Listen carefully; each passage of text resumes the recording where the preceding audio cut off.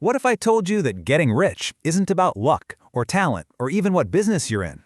What if it was an exact science, just like algebra or chemistry? Well, that's the wild claim of a book written over a century ago by Wallace D. Wattles. In this explainer, we're going to break down his exact formula. Let's see if the science holds up. And this right here, this is the core idea of the entire book. Wattles is basically saying there's a certain way to think and act, and if you can just follow that way, becoming wealthy isn't a chance, it's a mathematical certainty.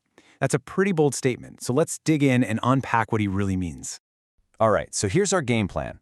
We're going to break this down into 5 parts. First, we'll tackle that claim of wealth being a science. Then we'll get into the, let's say, cosmic foundation of it all. After that, we'll talk about a huge mindset shift you have to make. And finally, we'll cover the 2 main parts of the formula, how to think and, just as important, how to act. So part 1, an exact science? I mean, the very idea that getting rich could be a formula, it sounds almost too good to be true, doesn't it? The argument here is that building wealth is predictable.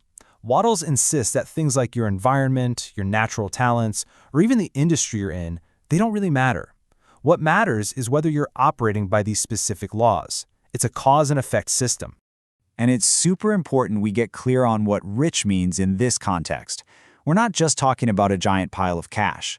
For Wattles, being rich means having everything you need to fully express who you are, to develop your body, your mind, and your soul without being held back. Money is just the tool that makes that possible. Okay, so for any of this science to make sense, you first have to get on board with its most basic idea about how the universe works. This is the foundation that everything else is built on. Wattles calls it the original substance or thinking substance. To keep it simple, we'll just call it the source. The idea is that everything you can see, touch, or even imagine is made from one single, intelligent, formless stuff. Think of it as the raw, cosmic clay that reality is molded from. So what are the rules of this source? Well, it's described as being smart, and it's absolutely everywhere, even in the empty spaces between things. Its natural tendency is to create more life and more growth. But here's the absolute game changer for us. The idea that our thoughts can actually make an impression on this substance, kicking off the whole creation process. And this is where we come in. According to Wattles, we're basically thinking centers. We have the unique ability to create thoughts, and by doing that, we can cause the thing we're thinking about to be formed out of this original substance. When you think about it, every single thing humans have ever made started as just an idea, right? An impression on this formless potential. Now we get to a huge fork in the road in this philosophy. It's a fundamental choice you have to make in how you see the world. Will you operate from a creative mindset or a competitive one? The competitive mind sees a limited pie. For you to get a bigger slice, someone else has to get a smaller one. It's all based on fear and scarcity. But the creative mind, it knows that the original substance, the source, is infinite. It operates from a place of abundance, knowing that there's no shortage of anything. You don't have to take wealth from anybody. You create it from the formless. This quote just perfectly nails the idea. True wealth creation, from this point of view, is never a zero-sum game. When you create something new from the source, you actually add to the total wealth of the world. It makes it possible for everyone to have more. It's a total win-win. Okay, so if we're supposed to be creators, how in the world do we actually do it?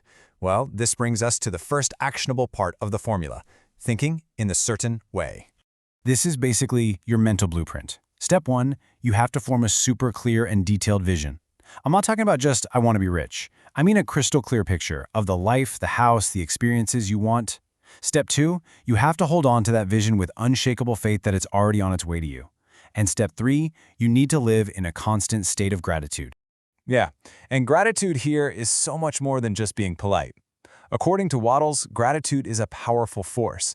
It's what keeps your mind tuned to the same frequency as the creative energy of the source. It acts like a shield against doubt and fear, and he claims it actually speeds up the whole process. But, just sitting on the couch and thinking positive thoughts isn't going to make a new car appear in your driveway.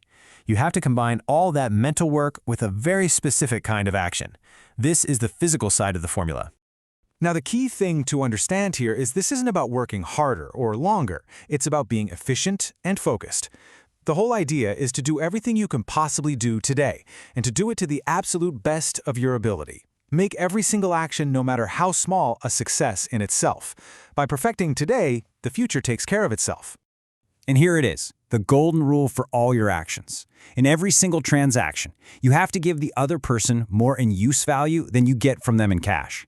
So if you sell something for 20 bucks, the person buying it should get a benefit that's worth way more than 20 bucks to them. This makes sure you're always creating, always adding to the abundance of life, which in turn brings abundance right back to you. So, let's put it all together. The formula is this. First, shift your mindset from competitive to creative. Then, form a crystal clear vision of what you want. Hold that vision with absolute faith and constant gratitude. And finally, take efficient, focused action in the here and now, always making sure you give more in value than you take in cash. That, in a nutshell, is the science of getting rich. And that leaves us with one big question. This whole philosophy was published back in 1910, a completely different world. But the core principles, things like vision, faith, gratitude, creating value, those feel pretty timeless. So is this science still relevant in our crazy, modern, complex world? Well, that's something for you to think about.